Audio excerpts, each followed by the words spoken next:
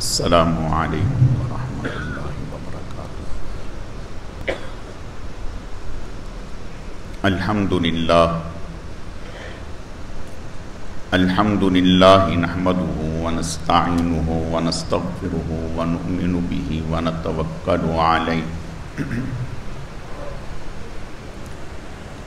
ونعوذ باللہ من شرور انفسنا ومن سیئات اعمالنا من يهده الله فلا مضل له ومن يضلله فلا هادي له ونشهد أن لا إله إلا الله وحده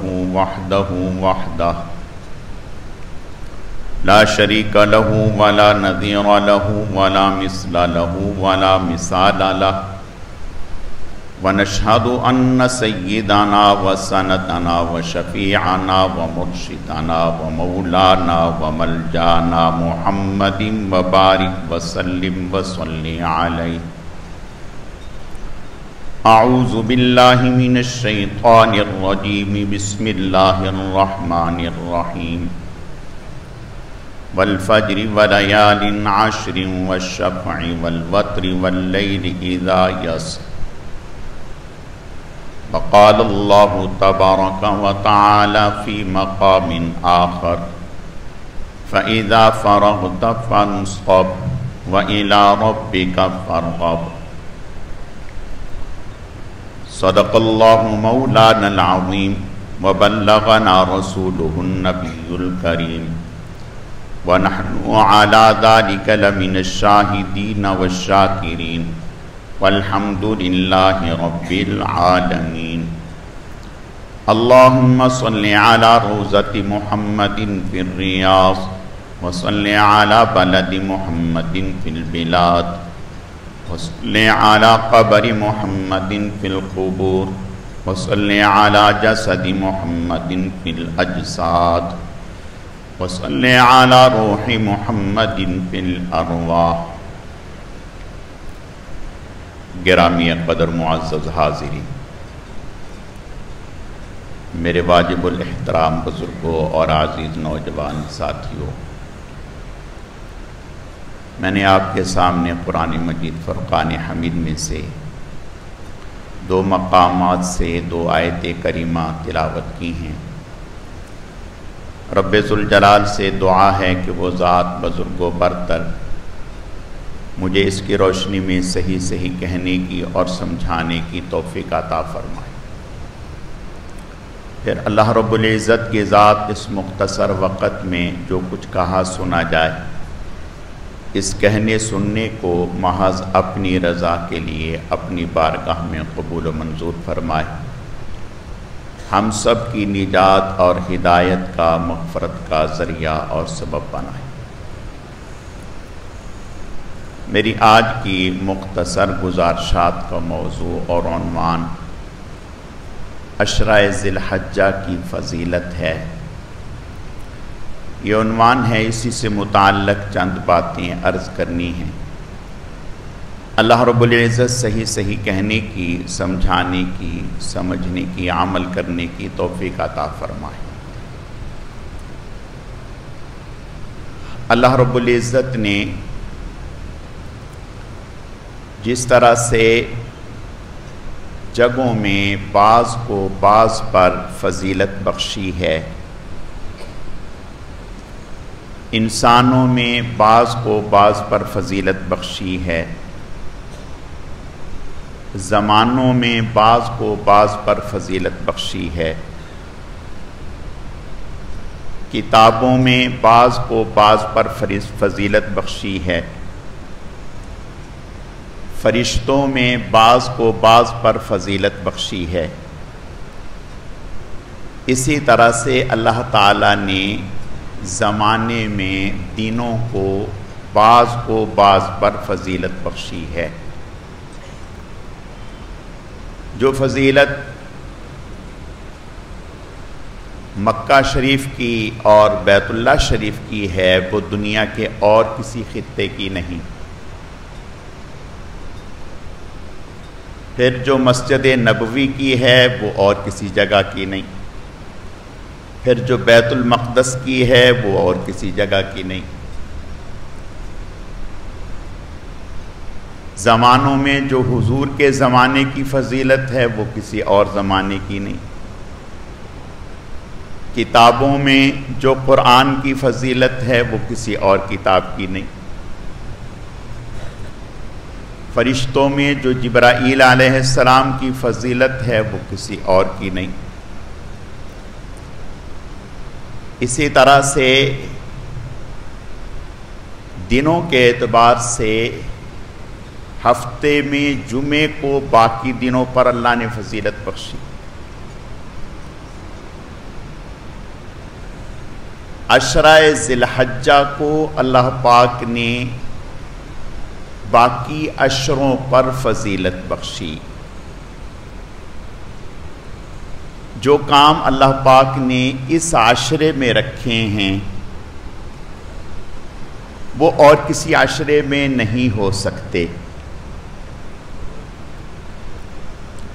مثلاً آپ کا رمضان کا روزہ چھوٹ گیا کسی عذر کی وجہ سے، بیمار ہو گئے، سفر پر چلے گئے، تو اب آپ پورے سال میں جب چاہیں اس روزے کی قضا کر سکتے ہیں، کوئی ممانعت نہیں. صرف عید کے دنوں میں نہیں کر سکتے، باقی پورے سال میں جب چاہیں کر سکتے. نماز آپ کی قضا ہو گئی، وہ نماز آپ کی رمضان میں قضا ہوئی ہو، کسی اور مہینے میں قضا ہوئی ہو، سفر میں ہو، حضر میں ہو، جب جس دن آپ کا دل چاہے آپ اس کی قضا کر سکتے ہیں. لیکن اگر کسی وجہ سے کسی آدمی کا حج نہ ہوا، اس کا حج خراب ہو گیا، کوئی ایسی غلطی کر لی جس سے اس کا حج جو ہے وہ فاسد ہو گیا، اب اگر وہ چاہے کہ میں اگلے مہینے حج کی قضا کروں تو نہیں کر سکتا، اس سے اگلے مہینے نہیں کر سکتا، اس سے اگلے مہینے نہیں کر سکتا. آئندہ سال انہی دنوں میں حج کی قضا کرے گا تو حج ہوگا، ورنہ حج نہیں ہوگا.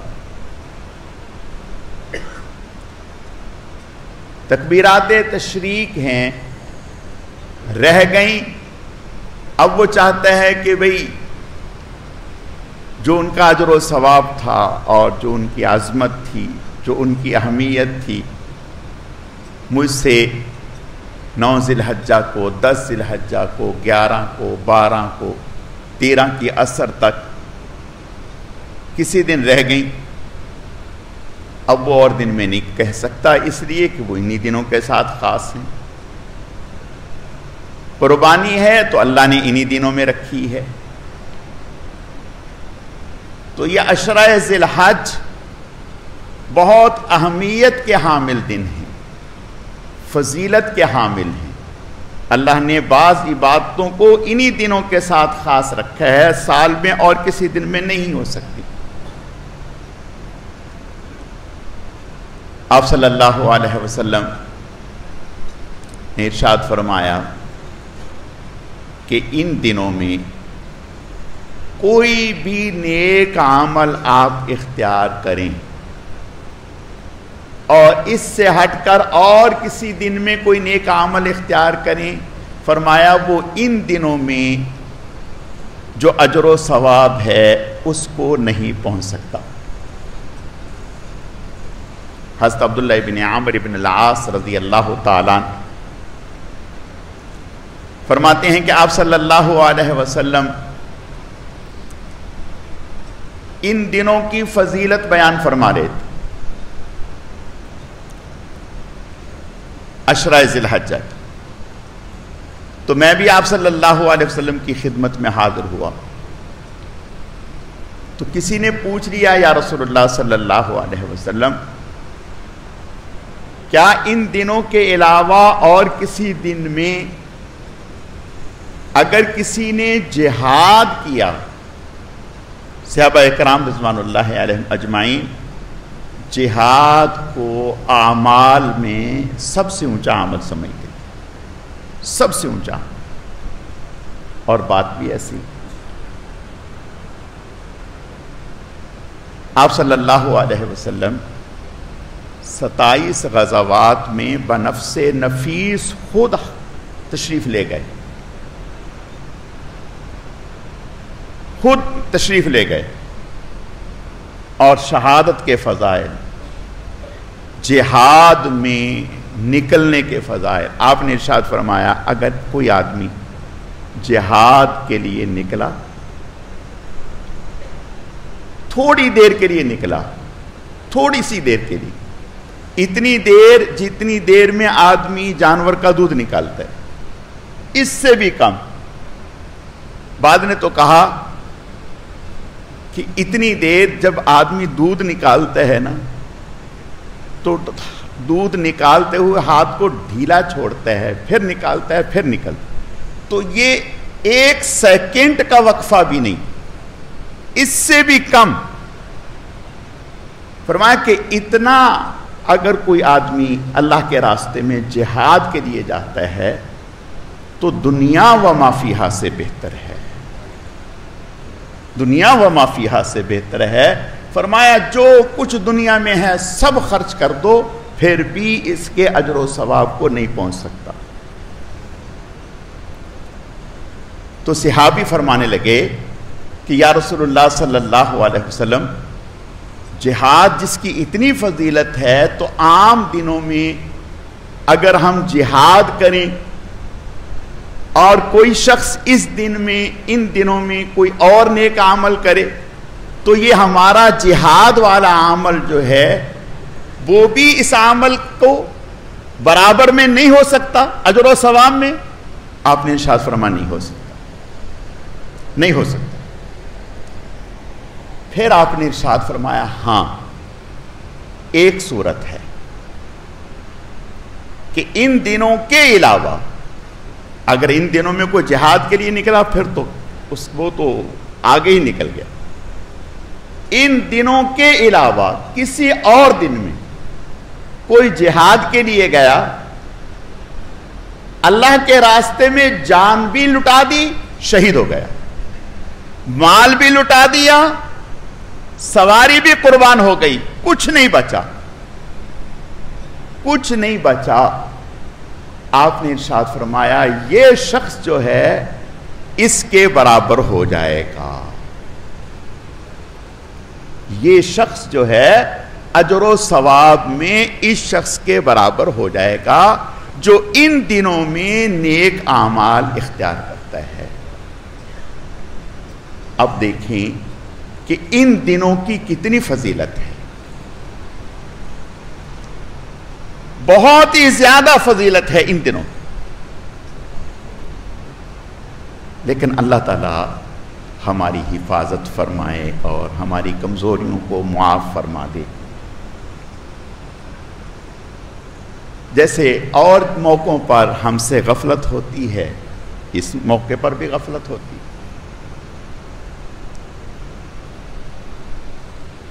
حاجی حج کے لیے گیا ہے، یہاں سے اتنے شوق سے جا رہا ہے، پیسے لگا کے جا رہا ہے، بار بار درخواستیں دیں، پھر نام نکلا، اور وہاں جا کر حرم میں نماز ہو رہی ہے اور وہ اپنی شاپنگ میں لگا ہوا ہے، کسی اور کام میں لگا ہوا ہے، بیت اللہ شریف کی نماز کو جماعت سے چھوڑ رہا ہے۔ تو میں عرض یہ کرنا چاہتا ہوں کہ یہ دن بہت ہی فضیلت کے دن، لیکن ہم اس دنوں کو کس طرح سے گزار رہے ہیں، ہمیں تھوڑا سا اپنا جائزہ لینا ہے میرے عزیزوں۔ اگر جانور خریدنا ہوگا تو پورا محلہ اٹھ کے جا رہا ہے، جانور ایک لانا ہے، 20 لوگ جا رہے ہیں۔ اب 20 لوگ جا رہے ہیں، اس میں نمازوں کا کوئی پتہ ہی نہیں، علماء نے لکھا ہے نفلی حج کو جانے میں اگر نماز قضا ہو تو نفلی حج چھوڑ دیں، نماز کی اہمیت پیش نظر ہے، نماز کی اتنی اہمیت ہے۔ اب وہاں جانور ڈھونڈنے میں لگے ہیں، یہ دیکھ رہے ہیں، وہ دیکھ رہے ہیں۔ غضب یہ ہے کہ بعض تو وہ ہیں جن کو لینا ہوتا ہے، بعض کو نہ لینا نہ دینا، نہ لینا نہ دینا۔ اب وہ ایک ایک جانور کو دیکھ رہے ہیں، وہاں چلے گئے، وہاں چلے گئے۔ ایسا کیوں ہے؟ ہم نے ان دنوں کی اہمیت کو سمجھانے، ان دنوں کی عظمت کو سمجھانے۔ اگر ان دنوں کی عظمت کو، اہمیت کو، فضیلت کو، مقام کو سمجھا ہوتا تو کچھ بھی ہوتا، ہم اپنا وقت ضائع نہ کرتے۔ میں اس کی ایک مثال دیتا ہوں، پہلے بھی کئی دفعہ عرض کرتا ہوں کہ جب عید کا موقع ہوتا ہے، سیزن کے دن ہوتے ہیں، تو اس وقت دکاندار کو گھر سے فون جاتا ہے، والدہ فون کرتی ہے، بیوی فون کرتی ہے، بیٹی فون کرتی ہے کہ آپ آئے نہیں، پورا دن گزر گیا، رات بھی گزر گئی۔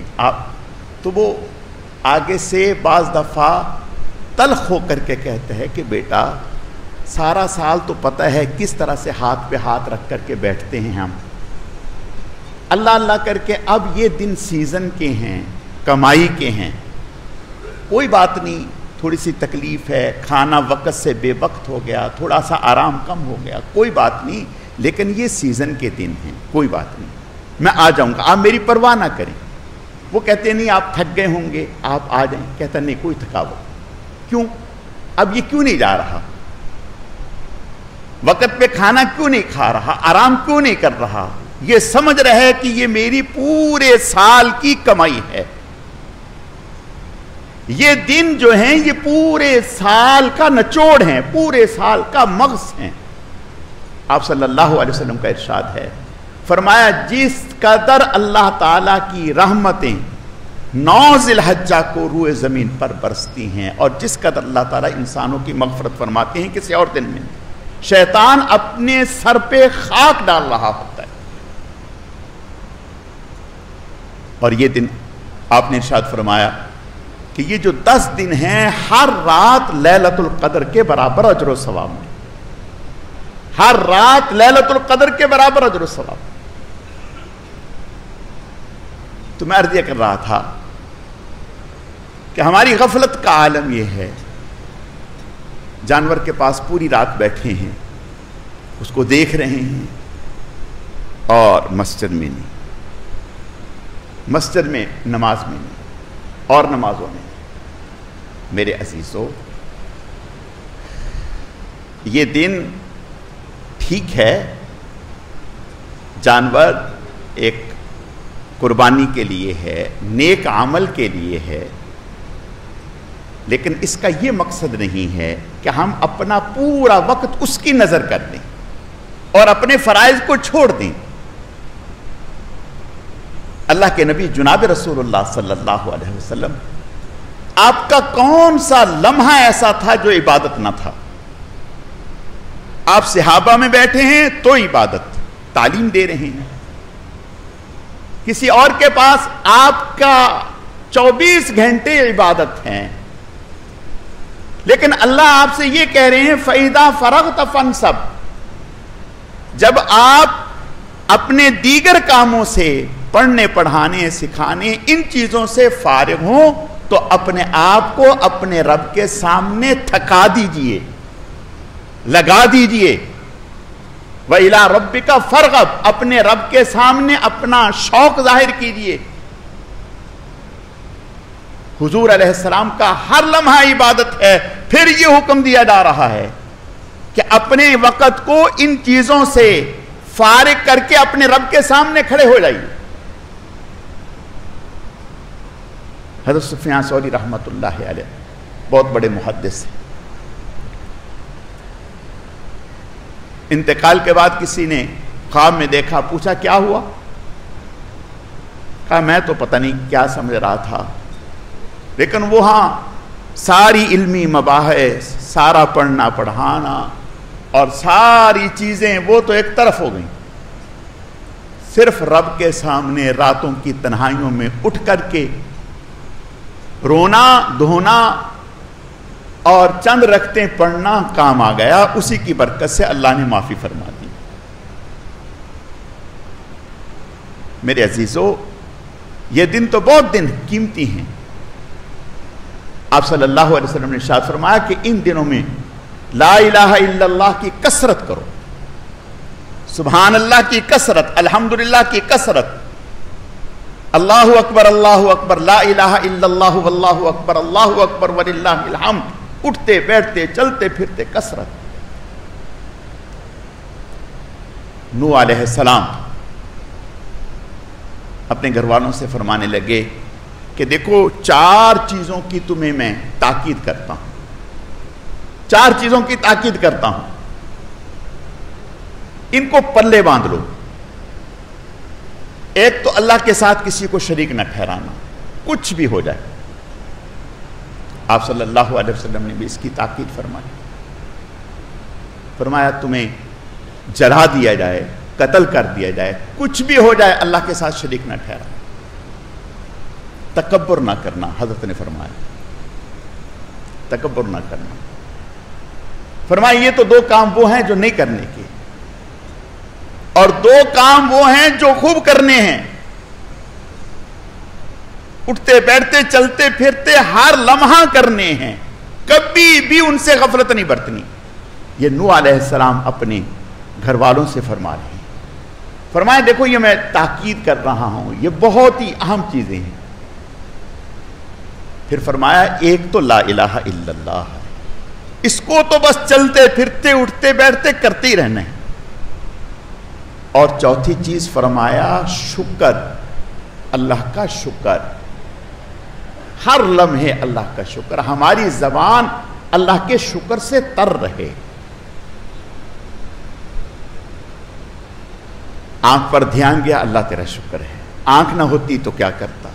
زبان پر دھیان گیا، اللہ تیرا شکر ہے، زبان نہ ہوتی تو کیا کرتا؟ کان پر اللہ تیرا شکر ہے، دماغ پر دھیان گیا، اللہ تیرا شکر ہے، ہر لمحے اللہ کا شکر۔ اور پھر ساتھ ہی فرمایا گھر والوں سے، فرمایا دیکھو لا الہ الا اللہ جانتے ہو کیا ہے؟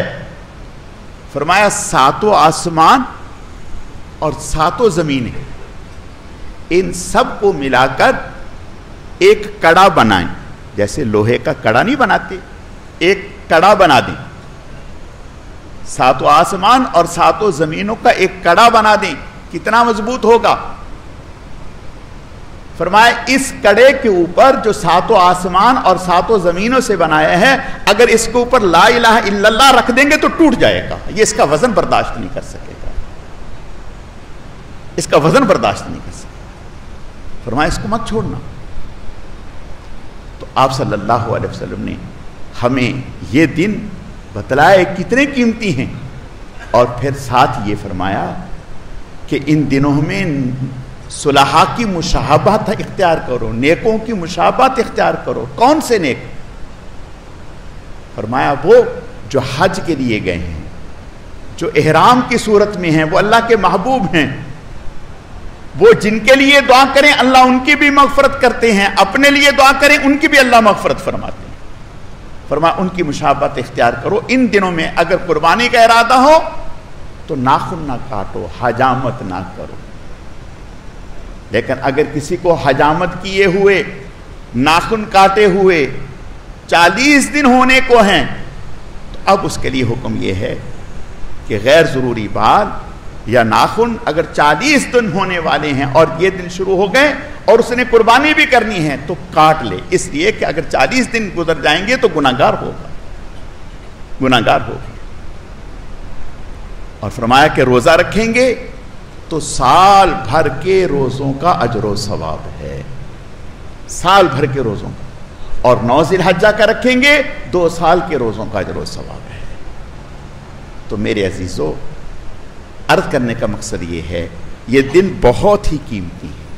ان دنوں میں ہماری زبان، ہمارا دل، ہماری تمام تر صلاحیتیں، توانائیاں اللہ کے لیے وقف ہو جائیں، اور ان چیزوں کے لیے وقف ہو جائیں جو اللہ چاہتے ہیں۔